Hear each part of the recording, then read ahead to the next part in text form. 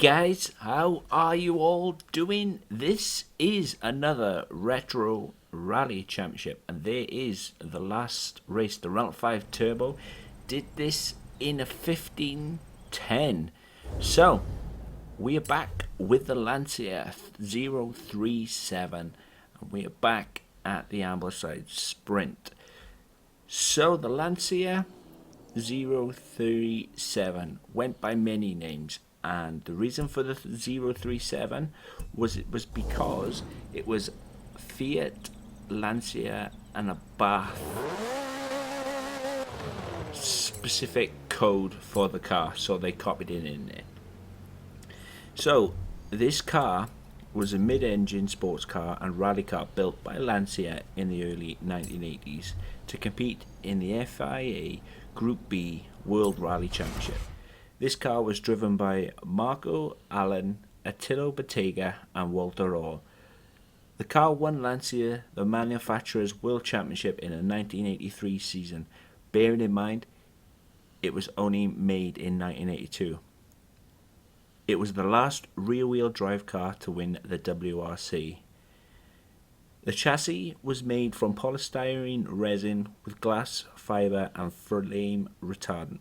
The suspension at the front was independent wheels with 2 wishbones, coil spring, Bilstein gas shock absorbers and anti-roll bars.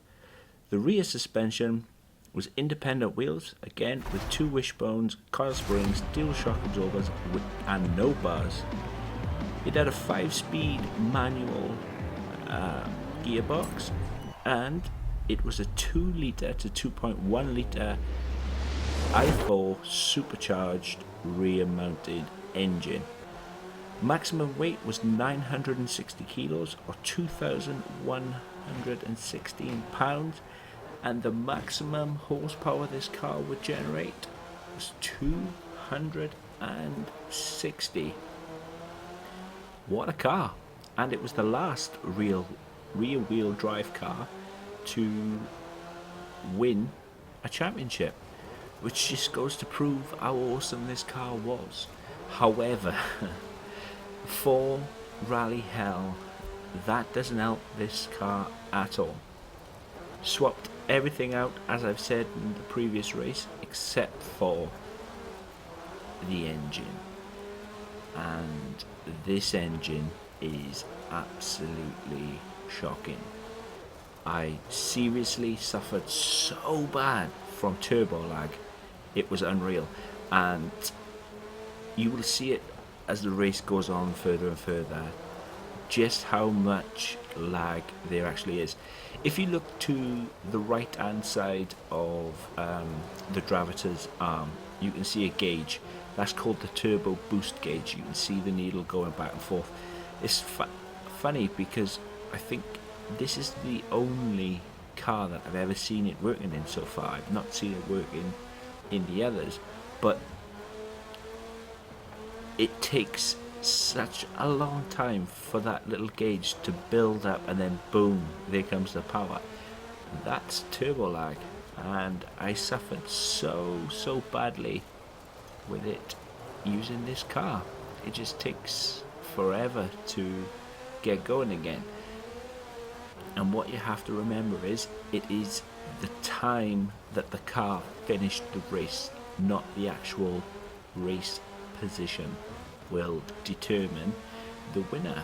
As you've seen at the start, the race had already been run by the 80s Renault 5 in a 1510. We'll just have to see what time this car can do. It suffered seriously with turbo lag, and I am impartial to the result because I just love driving the Lancias, and I've driven it before and it's given me a chance to drive it again. Guys, I'm gonna leave you with the rest of the video.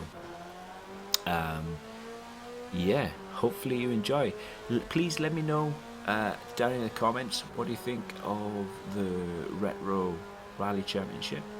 If you like this video, please leave a like. If you love this video, please hit that subscribe button, and please check out the links in my description below. There's links to 3 friends of mine. They've got some great content.